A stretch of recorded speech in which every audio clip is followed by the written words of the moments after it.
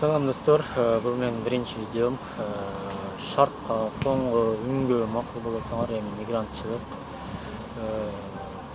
эң жакшы шарттарда албетте видео тартыш кыйын. Ушундай болсо дагы мен бүгүн биринчи видеону тартууну туура көрдүм. Арада ар кандай паузалар, сүрдөөлөр болуп кетиши мүмкүн. Ошондуктан баарын туура кабыл аласыздар деген үмүттөмүн. Биринчи видеом кандай десем, бүгүн болуп турган Интер жана ПСЖ ортосундагы Чемпиондор Лигасынын финал оюну тууралуу болуп өтөт. Оюн бүгүн саат түнкү Москва сааты менен 22:00, Кыргызстан сааты менен түнкү 1:00 башталат. Оюн Мюнхенде Альянс стадионунда болуп өтөт. Не десек, өмүрүдө эч качан Чемпиондор Лигасын утпаган ПСЖ жана 3 жылда экинчи жолу финалга чыгып аткан тажрыйбалуу Интер өз ара тарыхта биринчи жолу расмий түрдө бири-бирине каршы стадионго чыгышат. Көрөбүз ким жеңет экен. Өтө тартиптүү балансташкан ПСЖ же өтө тартиптүү коргонуп өтө турган эң тажрыйбалуу Интер. Муну эми жакын сааттар арасында билип алабыз. Кандай десек, бул оюнда көпчүлүктүн ою боюнча ПСЖ фаворит. ПСЖ өтө көп сызыктар, линиялар боюнча эң балансташкан клуб азыркы күндө. Дарбазачыдан тартып чабуучуга чейин бүтүндөй балансташкан десек болот жана бул туура. Ал эми Интерди көпчүлүк бул оюнда экинчи номер менен ойнойт жана ар дайымкыдай коргонууга жатат деп ойлоп атат. Балким ушундай дагы болушу мүмкүн, себеп муну Интер алдыңкы эки этапта Бавария жана Барселонага каршы болгон оюндарда дагы көрсөткөн, муну баары жакшы билебиз. Жана моюнга алыш керек, Бавария дагы, Барселона дагы Интерге караганда оюн жагынан өтө күчтүү эле. Бирок Интер тажрыйба, сабыр жана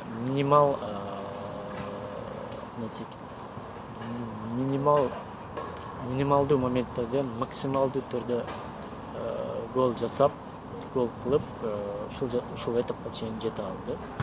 Бул оюнда мен ачыгы Интерге көбүрөөк оңой деп атам, себеп Интер буга чейин ПСЖ сыяктуу клубтар менен ойноду.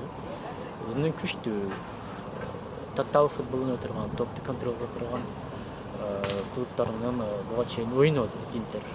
Ал эми ПСЖ Интерге окшоп өтө эле бир коргонууга жата турган же экинчи номер болуп ойной турган клуб менен али ойной элек.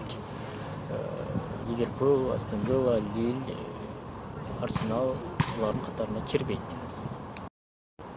Ал эми Интер болсо мындан алдыңкы этаптарда Фейенорд, Бавария жана акыркы жарым финалда Барселона менен драматик оюн өткөзгөн, баары жакшы билебиз. Ошол себептен мен көбүрөөк бул оюнда Интерге оңоюраак болот деп эсептейм, себеп алдын ала айтканымдай Интер ПСЖ сыяктуу структуралуу, доминант футбол көрсөтө турган клубтарга каршы ойноду. Ал эми Луис Энрике командасы ПСЖ буга чейин мындай команда менен ойногон жок. Бүт эле ойногон командаларын карасак, Лиль, Астон Вилла, Ливерпуль, Арсенал бардыгы, эми Лилден сырткары бардыгы өтө ачык оюн көрсөтө турган, заманбап, татаал футбол ойной турган клубтардын катарына кирет. Ошондуктан Интер ПСЖ үчүн өтө орусча айтканда неудобно, ыңгайсыз команда болуп эсептелет. Бул оюн тууралуу эмне дейбиз эми? Бул оюнда же ПСЖ өзүнүн тарыхында биринчи жолу Чемпиондор Лигасын утат, же Интер 4-нчү жолу кубокту көтөрөт. Акыркы жолу Интерди 2010-жылы Жозе Мауриньо колосунда финалга чыккан жана финалда Баварияны 2-0 эсебинде жеңген эле. Ал эми Париж клубу акыркы жолу финалга 2020-жылы ковид сезонунда чыккан жана 1-0 эсебинде Баварияга жеңилген болчу. Бул париждиктердин экинчи финалы. Эгер ута турган болсо, Франциянын атынан Чемпиондор Лигасын уткан экинчи клуб болот. Ал эми утпай турган болсо, Марсель жалгыз клуб болуп калат. Франциянын катарынан Франциянын атынан Чемпиондор Лигасына өткөн жалгыз клуб болуп калат. Демек, бул оюн бир гана Чемпиондор Лигасы же кубок эмес, алтын топту дагы чечип берет. Себеби эки клубда тең алтын топко ат салыша турган футболчулар бар. Булар Лаутаро Мартинес жана Усман Дембеле. Көрөбүз экөө бул оюнда канчалык өздөрүн көрсөтүшөт. Ошого карап бул алтын топтун мындай айтканда өзүнүн таасирин балдарга тийгизет. Балдарга өзүнүн таасирин тийгизет.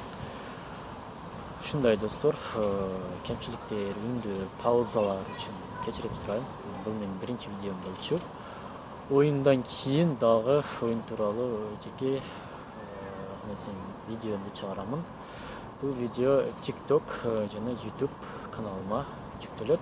Көрүп турганыңыздар үчүн чоң рахмат.